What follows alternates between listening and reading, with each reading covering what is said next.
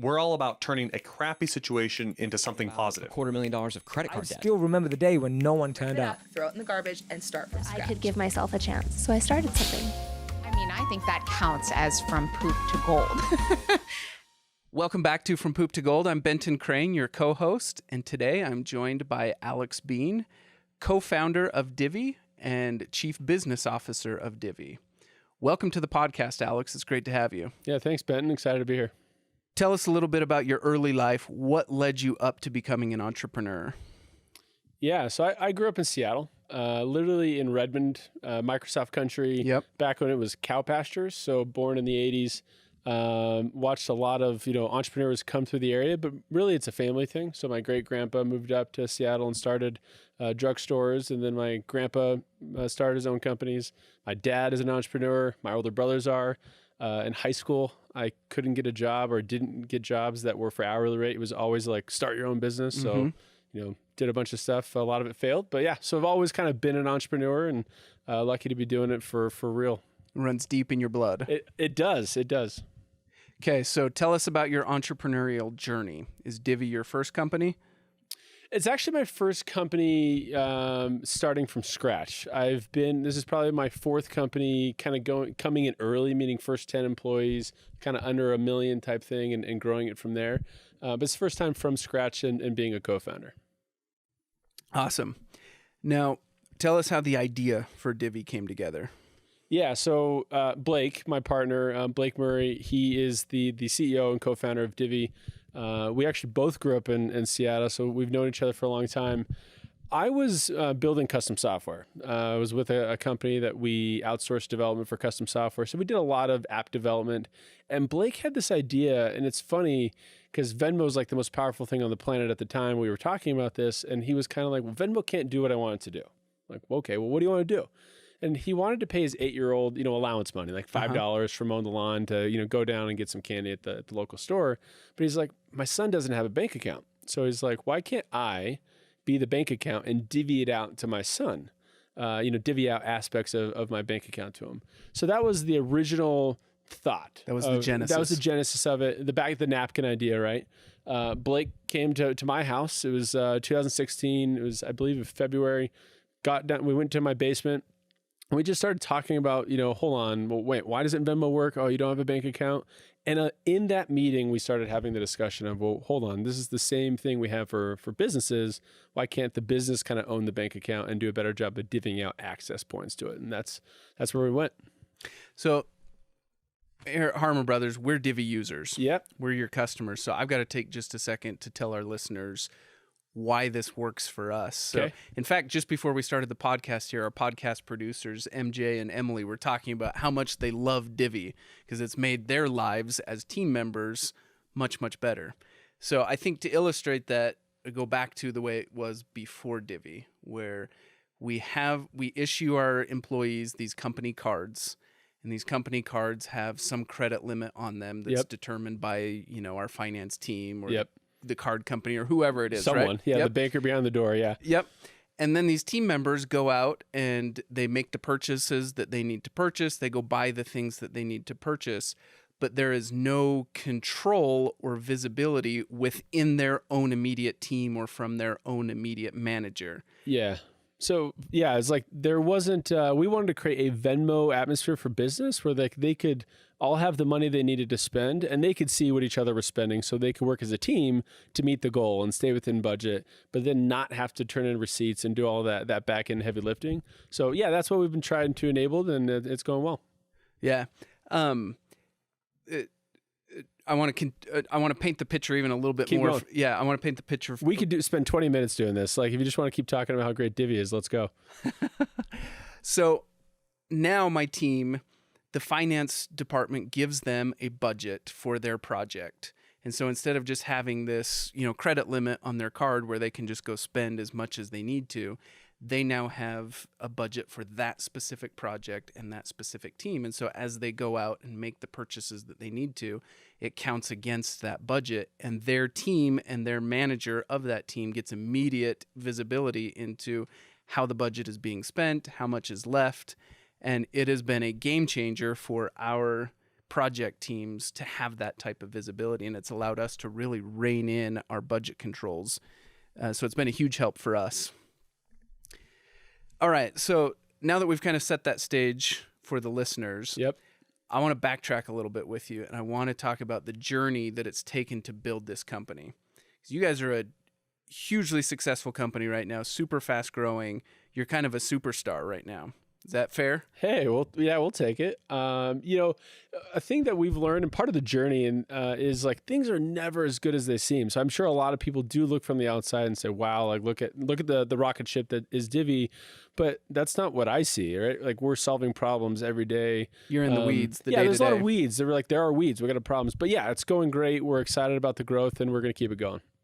Awesome. Okay, so let's talk a little bit about the journey. Okay.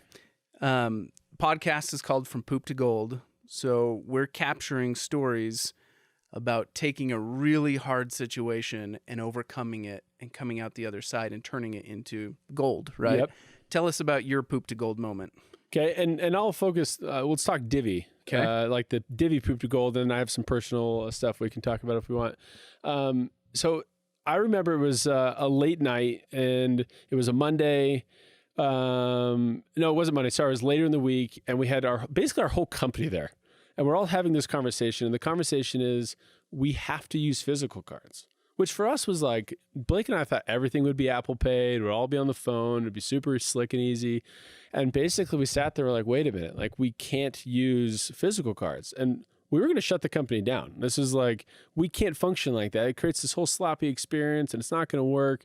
And I just remember being, we went home that night and it was going into the weekend, and it was kind of one of those, it's over. Like, this has been a great run, but we just can't make it work. It's not going to do what we thought it was going to be. Blake and I, we kind of said, all right, go home and rest on Friday. By Saturday morning, we were just texting each other and calling and back and forth all day. And by Sunday night, we had kind of like, all right, I think we can get it. How big was the team at this point? 20 to 30, somewhere in there. Quite a few people's jobs are on the line. Yeah. Oh, yeah. And you're feeling all that pressure. And we're going to get into some of that too, because like we made some mistakes there. You had the right size the teams. Like this is a family at this point. You've told these people, come build our vision, right? Blake and I are trying to recruit you to say, come build this thing we believe in. And now the thing we believed in, and it's not possible. It's not happening. It's not happening. And we had to overcome that. And eventually we figured out the right user experience to make that work. And there are so many experiences. I'll give you another one. We were working with US Bank for a year, and they were the bank that we were going to work with to issue all of our cards. And one day we got an email that says, sorry, we had to shut you down. And their compliance manager on some team finally got wind of it and was basically like, stop. And that's it. And it's like, there's no like, let's call and work it out. It's like, it's over. And you can imagine just the amount of stress like that hit Blake and I, where it's like, wait, what? We have no backup plan. Months of work have gone into it. Not months, years, millions of dollars. We are way far into this thing. And it's essentially over. And you just kind of look at yourself, and it is one of those like, wait a minute, am I going to keep fighting on this? Like, is this a dream we should still keep going after? Or is this it? Like, should we just call it? Everyone, go on LinkedIn and get some new jobs. And yeah, just time and time again, a lot of those experiences from the early days.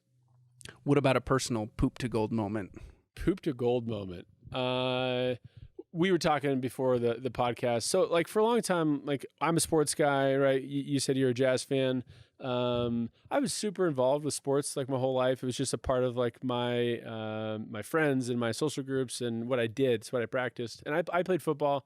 And I remember in college, I played for a year, and I was a walk-on. I was good, but not great. And I was a walk-on at a school in the U.S. and ultimately it got cut, right? Let's just fast forward. Like the poop was, they're like, hey, your story is going to end here.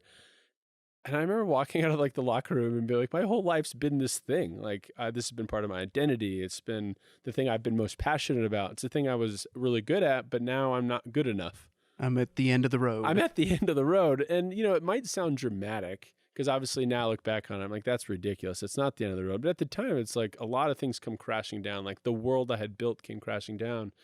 And it's like, that is a poopy experience. And fundamentally it is like, okay, wait a minute. Well, there's other worlds you can go rebuild. You just kind of have to wake up and say, I'm going to find another passion and something else I can be good at and go build that. So did that become a new beginning for you? What's Actually, the gold part of it? The gold part of it is like, I actually got to know early enough so I can go do something else. Like I could have hung on for another 3 more years and wasted a bunch of time, but I was never going to like go to the NFL. Like that's a joke. So it was like, it was great to, you had the bad experience, but the good is then I met my wife, and then I was able to get through school faster so I could go get in and start businesses. I tried 1 or 2 in college, and no, they didn't work, but you just started your next journey that ultimately allowed you to create the life that hopefully, I think I'm pretty proud of right now. Awesome. Okay, let's talk a little bit about the team at Divvy. Okay. Tell us about how innovation happens at Divvy. Kind of what's the nature? So this has been really interesting to see the evolution of this. So early on, obviously as founders, it's Blake and I saying, we want to build this great thing. Yep. And here's what we think this great thing looks like. So it's very much like us saying this is what but we're not engineers. We're not even product people. We just said this thing should exist. We're business people. So early stages, it was us, and then our developers and our product people tried to help hone in our ideas and tell us why they were crazy or why they weren't crazy or how they would be achieved. And we started to evolve into like, well, let's listen to the customer. And it's always this mix. It's like, well, the classic Henry Ford quote, they would have just asked for a faster horse. And we're trying to say, no, but we want to build a car. Right. If you go talk to these controllers, they're going to tell you to build a bigger horse. So we evolved in the early stages from Blake and I saying, here's this vision. You start hiring really good people, and then you start having to trust those people to build on your vision. And that is actually a harder thing to do than you might think. You have like this dream, imagine building a dream home, and then you want other people to now start building the bedrooms in the dream home, but you've had like your hands on it the whole time. Yep. And that's where we've evolved to now is like, I see a lot of our innovation coming from the teams and from those minds and from those long hours, because other people, and I think this is the job of Blake and I, is to keep the energy, to keep the vision alive, but to allow other people to scale and build our company and make it their dream. Make it something that they think about in the shower, that they think about when they're driving to work. And if we do that correctly, then they're the ones that are going to be continuously adding more innovation. So we're still coming up with a lot of ideas. We still have a vision, but fundamentally, if we can impart that on our team where they're doing it with us, that's the only way we can really, really take it to where we want it to be. That's awesome. I remember I was interviewing a candidate for a job at Harmon Brothers, and he told me, he said, I came to Harmon Brothers seeking knowledge and skills so that I could then take those knowledge and skills to fulfill my life's mission. And he said, but the more that I learn, I think I want to fulfill my life's mission at Harmon Brothers. And that was such an aha moment for me, where I realized that it doesn't just have to be my dream and Daniel's dream. Yeah. This dream can extend on to other people. And how cool was that feeling for you? It was amazing. That you're like, wait a minute. Yeah, it's not just me. And like the more people you can get into that boat that want to build this thing together, it's just exciting. It's just like the interest and the scale of innovation happens, and you start to see them throw on their dreams into this. And that's just when everyone wants to roll up their sleeves and build something great. How do you do your networking, and what has it meant to your building of Divvy? So Blake and I, we always joke that Blake's kind of the more introverted founder, and I'm a little bit more extroverted. I love networking. I don't think that is the only way you build the business. You have to. There's all the things you do and learn in business school to just build the business and do all the processes. But networking is a people game. And I think a lot of success in business is people you hire, people you work with, people that they frankly just want to do business with you. Mm-hmm. And I can't think of all the nuanced times of when I met someone at some event I didn't really want to go to, but I went there, I met one person, and that person was actually integral into introducing me to another partner that's super impactful to the business, right? Yep. And I think that's the spider web of networking. I wouldn't tell people just like show up at a networking event and try to, hand out as many business cards as possible, but go there, try to like connect with a few different people, understand what they are trying to achieve, and if you can help them, and they'll return the favor back. And that's where networking has been the most successful for us. Yeah, Daniel and I are both pretty solid introverts. And so going to, just some event to chat with people has never felt normal or natural to us. But I always make it a goal to just have a real human to human connection with at least one or two people. And you never know where those connections are going to lead to. The worst networking is when you go and people are obviously selling you something. Yep. And it's like, oh, wait a minute, this guy just wants to sell me something. And you just, you're like, all right, I'm out. And you got to remember that you might be the guy on the other side of the coin. You can't just be the only one telling your vision. And sometimes it's really cool to meet someone and like you and say, Benton, like, tell me about Harmon Brothers' vision. And that hopefully is the point of networking. It's a gathering of interesting people, and you can hear and learn from other people. Yeah. Now, Divvy's a financial company. Does creativity have a role in a financial company? Oh, man. Yes, it could be pretty boring. It could be boring if you think about it in a boring way. Meaning, if you think about the GLs and the chart of accounts and the accounting, just the hardcore accounting stuff, yeah, it's not super exciting. But when you think about the people interactions, you're talking about your team here that loves using Divvy. And it's like, when you think about them sending and requesting funds and just being out in the field and seeing the things they need to see and some of the user experiences that they can have, it becomes a little bit more interesting than just typical numbers. But that's also our innovation, right? Like it's an interesting space right now, the fintech world, because it's convergence of the big banks that have all the resources in the planet that have been here forever and forever, forever. And then some of these upstarts, we're not the only ones. There's a bunch of upstarts saying, we can do something different. We can be creative.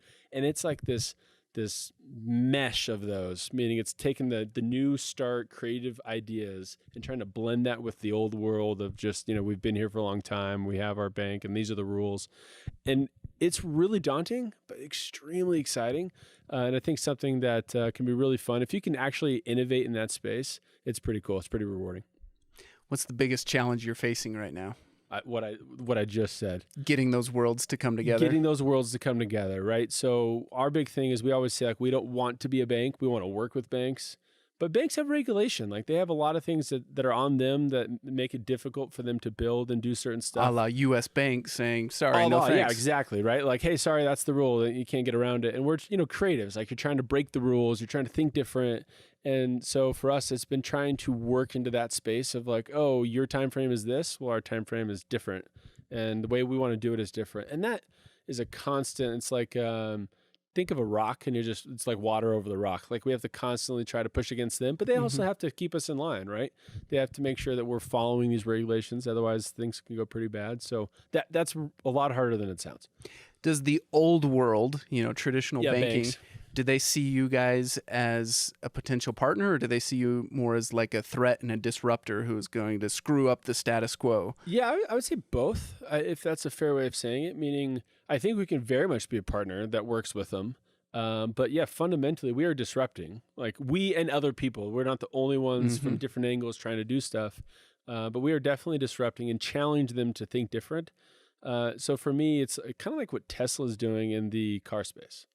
Well, they're challenging GM and Ford and Hyundai and Kia and all these guys to think differently. They're definitely a challenger, but it's going to make Ford and Chevy and all these guys better. They're going to make better products because Tesla exists.